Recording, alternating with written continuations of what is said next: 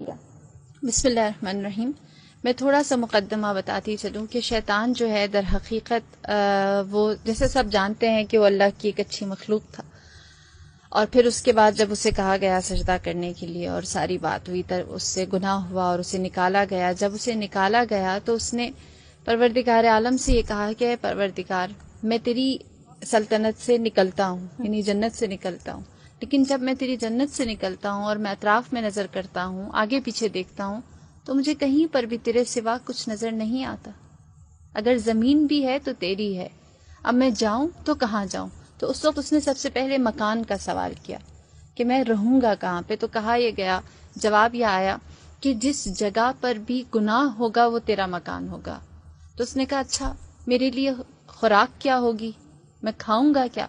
تو جواب یہ آیا جو بھی غذا، جو بھی لقمہ بغیر بسم اللہ کے بنی آدم اپنے دہن میں ڈالیں گے وہ تیری خوراک ہوگی۔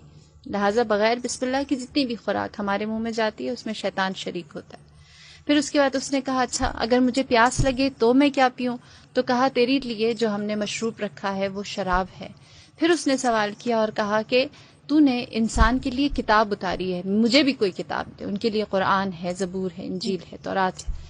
تو اس وقت کہا یہ گیا کہ تمہارے لیے جادو ٹونا کی کتاب ہے۔ پھر اس نے سوال کیا اور کہا کہ تو نے انسان کے لیے دعا کا راستہ رکھا ہے، وہ جو 4 سمتوں سے اس کے اختیار دیا گیا ہے، اور اللہ نے جو 2 سمتیں انسان کے لیے رکھی، ایک دعا اور دوسرا سجدہ ہے، صحیح۔ تو ان کو ہتھیار دیا ہے دعا کا اور سجدے کا، مجھے بھی ہتھیار چاہیے۔ تو اس وقت یہ جواب دیا گیا کہ تمہارے لیے سب سے زیادہ مضبوط ہتھیار عورت ہے، جس کے ذریعے تم انسان کو، بنی آدم کو، اولاد آدم کو گمراہ کر سکو گے۔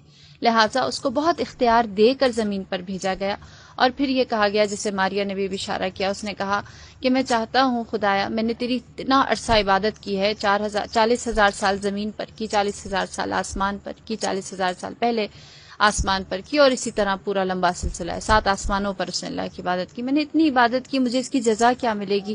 میں تجھ سے جزا چاہتا ہوں۔ تو اس وقت اس نے سوال کیا، اللہ تعالیٰ نے کہا مانگ، تو کیا مانگتا ہے؟ تو اس وقت اس نے سوال کیا اور کہا کہ پروردگار میں چاہتا ہوں تو مجھے نامرئی بنا دے، میں دکھائی نہ دوں، بنی آدم مجھے دیکھ نہ سکے، اسے نامرئی کر دیا۔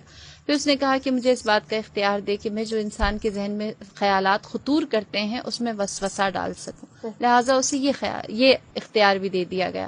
پھر اس نے کہا کہ پروردگار مجھے یہ اختیار دے کہ میں انسان کے خون میں روان ہو جاؤں۔